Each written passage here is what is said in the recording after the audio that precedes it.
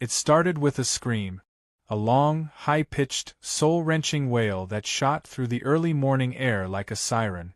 I bolted upright in bed, heart pounding, convinced that something catastrophic had happened, a robbery, a fire, a wild animal attack. But no. It was just Karen. Again. I staggered to the window and pushed the blinds aside. There she was, flailing around my backyard in her ridiculous floral robe, screeching at the top of her lungs.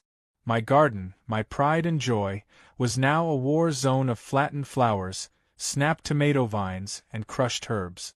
And at the center of it all stood Karen, holding one of my prized zucchinis like a murder weapon, her face twisted in a mask of righteous indignation. "You!" she shrieked, jabbing the vegetable in my direction. "How dare you put these plants in my way?" It took me a second to process the absurdity of her words. I ran a hand down my face, already exhausted. "Karen, it's my garden. In my yard." She stomped her foot. "And my shortcut. You can't just put obstacles in my shortcut." There it was. The same ridiculous argument she had been making for weeks. Karen had appointed herself queen of the neighborhood, and had decided that my backyard was a public access route to the street behind our houses. I had asked her nicely. I had even put up a polite sign. None of it worked. Karen kept trampling my garden, and now, standing amid the ruins, she had the audacity to be angry at me. "You need to move your plants," she declared, as if she were the ruler of my land. "This is an inconvenience." "Inconvenience?" My voice cracked. "Karen, you killed my basil." She rolled her eyes. "It's just plants." I inhaled sharply, forcing myself to stay calm. I was not going to lose my cool over this. I was not going to become the crazy neighbor yelling about vegetation. But Karen pushed every button I had. "Karen, you have an actual sidewalk in front of your house," I said, my patience hanging by a thread. "That adds 3 extra minutes to my walk," she said, hands on her hips. "I don't have time for that." I stared at her. "You're retired." She gasped like I had just insulted her ancestors. "And? That doesn't mean I have time to waste." It was at that moment I knew. Logic would never work with Karen. This was not a battle of reason. This was war. The first battle was waged through the Homeowners Association. I filed a complaint, detailing her repeated trespassing and destruction of my property. But Karen, being the meddling, manipulative menace she was, had connections. She had been part of the HOA board for years, and her influence ran deep. A week later, I received a notice, not against Karen, but against me. The letter accused me of aggressive behavior toward a fellow resident. Aggressive behavior? For asking someone not to kill my plants? I was livid. I stormed over to the HOA office, only to find Karen already there, playing the victim. "He's been so hostile," she said, dabbing her dry eyes with a tissue for dramatic effect. "I just want to live in peace, but he keeps harassing me." The HOA leader, a man who looked like he had given up on life somewhere in the 90s, sighed. "Sir, you need to be more neighborly." "Neighborly?" I nearly choked. "She's trespassing." Now, he said, waving a hand. "It's just a garden. No need to escalate things." I wanted to scream. Karen smiled sweetly, like a cat who had just knocked a glass off a table. That night, as I surveyed the damage in my garden, I realized something. I had been playing by the rules. I had been polite. But Karen? Karen had no rules. If I wanted to win, I had to think like her. The final straw came when I caught her red-handed, again. It was early morning, and I had set up a motion sensor camera after the HOA fiasco. I replayed the footage, and there she was, casually strolling through my yard, stomping on my marigolds like they were nothing. She even paused to pick a few tomatoes, stuffing them into her oversized purse. That was it. I had tried diplomacy. I had tried the law. It was time for a more creative solution. I spent the next week meticulously planning, researching. I visited a local gardening center, where I picked up a few unsuspecting plants. Poison ivy. A lot of it. Now, planting poison ivy in your own yard isn't illegal. As long as it's on your property, it's just another plant.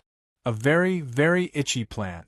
I carefully arranged the poison ivy along Karen's favorite shortcut, blending it seamlessly with the surrounding greenery. To the untrained eye, it looked just like another harmless bush.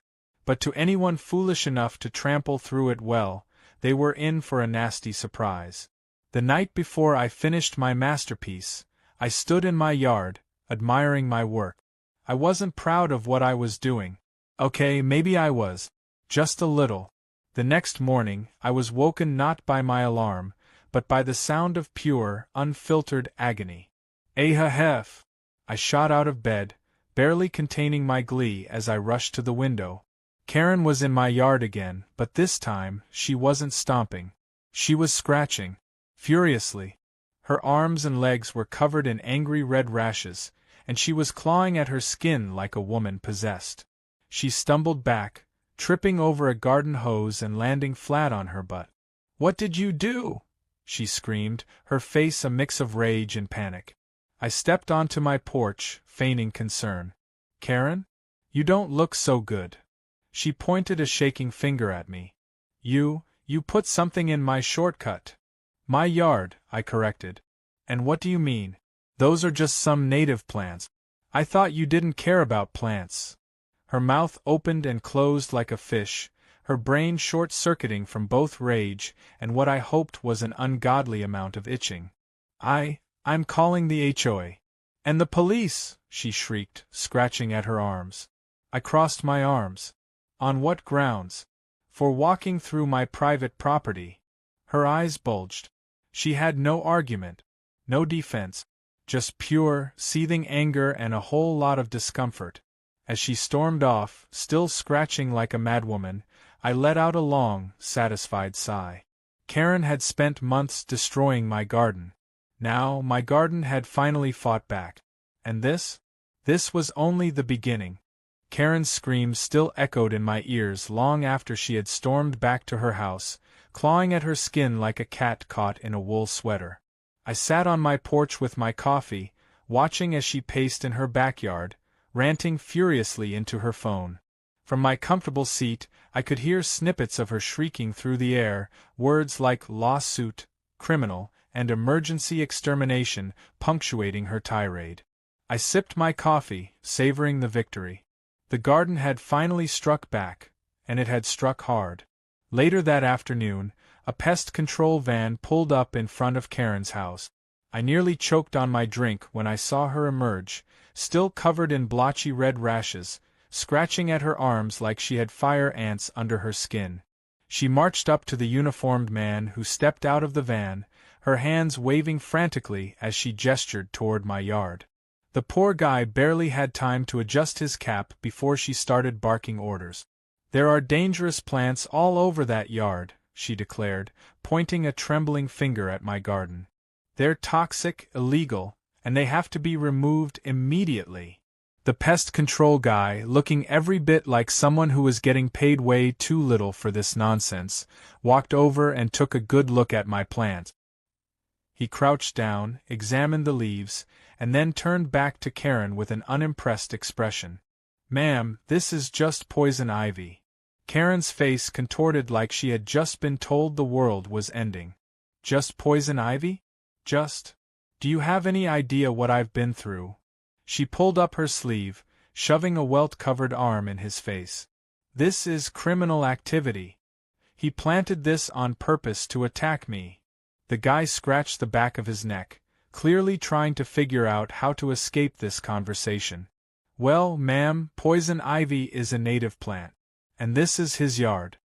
He's allowed to grow whatever he wants on his property." Karen's mouth flapped open and closed like a dying fish. "So you're telling me I just have to live with this? With a dangerous, man-made death trap right next door?" He shrugged. "I mean, yeah. Unless you stop walking through his yard."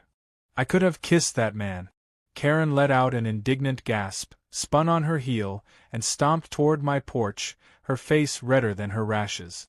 I barely had time to put down my coffee before she was jabbing a finger in my direction. "You think this is funny?" she snarled.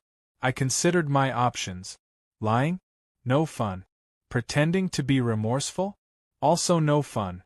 So instead, I leaned back in my chair, stretched my arms behind my head, and smirked. A little. Her eyes burned with fury. "You are going to remove every last one of those disgusting plants, or so help me, I will take legal action." I raised an eyebrow. Legal action for what? Landscaping my own yard. She opened her mouth, then snapped it shut, grinding her teeth so hard I thought they might turn to dust. "This isn't over," she hissed before storming off, her scratching intensifying with every angry step. I knew she wouldn't stop there. Karen was the type of person who didn't take defeat lightly, even when it was her own fault. She had lost the battle, but I could already see the gears in her head turning, trying to figure out how to win the war. The next few days were eerily quiet, almost too quiet.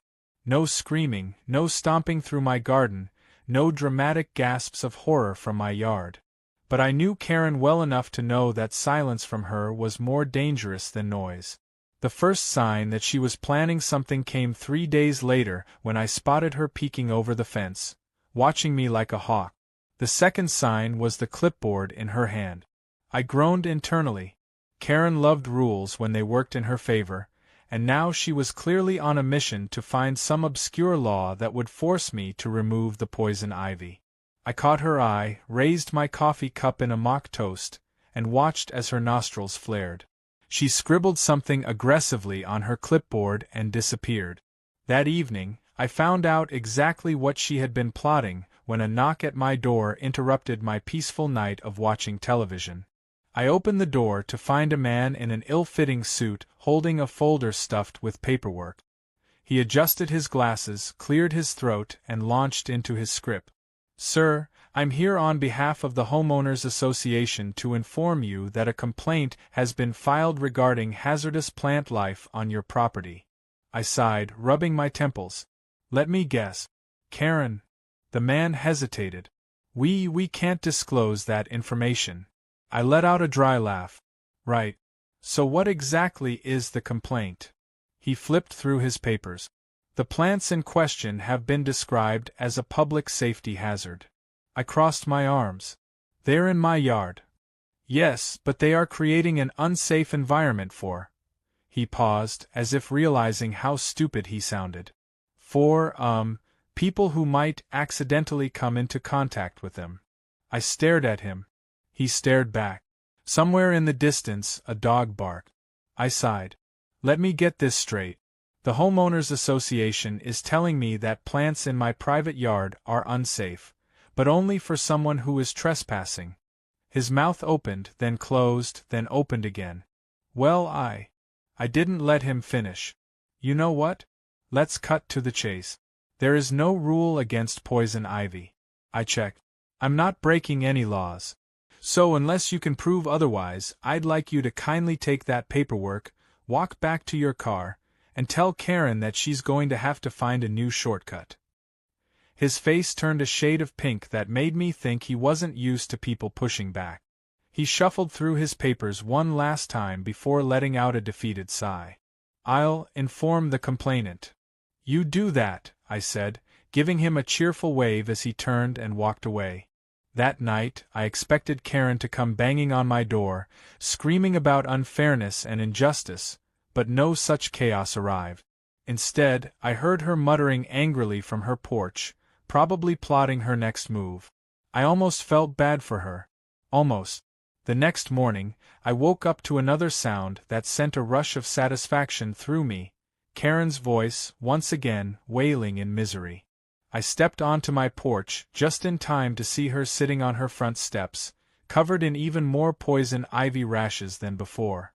Apparently, she had been so determined to inspect my yard that she had accidentally brushed up against more of the plant. She locked eyes with me, and for the first time, there was something other than rage on her face. There was defeat.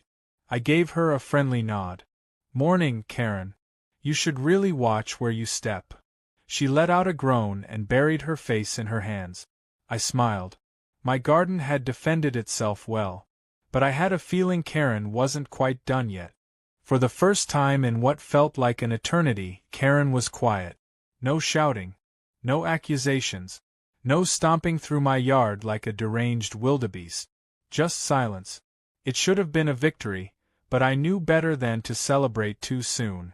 Karen wasn't the type to accept defeat graciously. No, she was the type to go underground, regroup, and come back swinging. And I had a sinking feeling that her silence was the calm before the storm. I didn't have to wait long to find out what she had planned. It happened on a bright Saturday morning. I stepped outside, coffee in hand, expecting to bask in the glory of my peaceful garden. Instead, I was greeted by a nightmare. My yard, my beautiful, carefully cultivated garden, had been destroyed. Completely wiped out. The flower beds had been ripped apart, my vegetable plants uprooted and tossed carelessly across the lawn, the bushes hacked down to ugly, lifeless stumps. My once thriving sanctuary was now nothing but a wasteland of broken stems and scattered dirt. At first, I thought it was some kind of freak accident. Maybe a wild animal had gone on a rampage. But then I saw the real culprit. A team of landscapers stood near the wreckage, packing up their equipment like they had just finished a routine job. And standing at the center of it all, arms crossed, looking ridiculously smug, was Karen. I barely registered the coffee cup slipping from my hand and shattering on the porch. I stormed down the steps, my pulse pounding in my ears. "What the hell did you do?" Karen turned to face me with an infuriatingly satisfied smile. "Oh, don't be so dramatic. I did you a favor." "A favor?" My voice cracked. "You destroyed my entire garden." She waved a hand dismissively. "I had it removed. It was a public nuisance." I stared at her, unable to comprehend the sheer audacity. A nuisance? In what world was my garden a nuisance? Her smile widened, and that was when I knew she had been waiting for this moment, had been savoring it. "Oh, I had the HOA approve it. Turns out, if something is deemed hazardous to the neighborhood, it can be forcibly removed. And after all the complaints I filed, they finally saw reason." The smugness in her voice made me want to scream. She had gone behind my back, used the same HOA that had ignored my complaints, and twisted the rules in her favor. She had played dirty, and she had won. For the first time since this ridiculous war started, I felt real, unfiltered rage rise inside me. I took a deep breath, forcing myself to think clearly. Karen thrived on emotional reactions. She wanted me to snap, to lose control so she could play the victim again. But I wasn't going to give her that satisfaction. Instead, I took a slow step forward, lowering my voice. "You hired landscapers to rip apart my yard. Without my permission." Her grin faltered just a little. "Well, yes. But it was necessary." I nodded, processing. "And you paid for all of this, right? Since it was your idea." She lifted her chin. "Of course." That was all I needed to hear. I turned on my heel and walked straight back into my house, ignoring her shouts as she tried to bait me into another argument. I had no interest in wasting another second arguing with her. I had something better. I had proof. I pulled up the security footage from my cameras, rewinding to earlier that morning. There it was, in crystal clear detail. Karen standing in my yard, directing the landscapers as they tore apart my property. There was no contract, no legal notice, nothing. Just her, committing blatant, undeniable trespassing and vandalism. And I was going to use every second of that footage to make sure she paid. The first thing I did was contact the HOA. I sent them the footage along with a formal complaint, pointing out the glaring hypocrisy of them allowing Karen to destroy my yard while they had done nothing when she was the one causing problems. Their response was instant and panic. Apparently, even they hadn't expected Karen to go this far. The thought of legal repercussions must have scared them, because they backpedaled fast, issuing a formal apology and immediately reversing their decision. Karen was ordered to pay for all damages, plus a hefty fine for unauthorized property destruction. But that wasn't even the best part. I didn't just stop at the HOA. I sent the footage to my lawyer, who confirmed that I had a solid case for property damage and trespassing. Then, just to twist the knife a little deeper, I leaked the video to the neighborhood group chat. Within hours, the entire community was talking about it. Karen had spent years building her image as the perfect neighbor, the unofficial queen of the HOA. Now, she was the villain, the woman who had illegally destroyed someone else's yard out of pure spite. By the next morning, Karen's front yard was covered in angry notes from neighbors who had finally had enough of her antic. The HOA fined her. She had to pay for my damages. Her reputation was in ruins. But my favorite part? The sheer humiliation on her face when she had to hand over a check for the damages she had caused. She tried to salvage some dignity, holding her head high as she shoved the check into my hands. "You may have won this round, but this isn't over." I smirked. "Oh, Karen. It's over. And you lost." She stormed off without another word, slamming her front door so hard that her decorative wreath fell off. I pocketed the check, savoring the sweet, satisfying taste of victory. With the money I got from the settlement, I didn't just rebuild my garden. I made it better. I put up a brand new, reinforced fence, taller and stronger than before, making sure there was no possible way Karen would ever take another shortcut through my property again. I planted even more flowers, more vegetables, more greenery. And just to make sure Karen never forgot who won, I placed a tiny, discreet sign near the fence. "Caution, poison ivy nearby." Karen never set foot in my yard again. And as I sat on my porch, drinking my coffee and watching my new garden thrive, I realized something. I had spent so much time trying to fight her, to reason with her, to stop her from ruining the things I love. But in the end, she had been her own worst enemy. I didn't need to fight her anymore. She had already lost. The war was over. The garden had won. And for the first time in a long time, I had peace.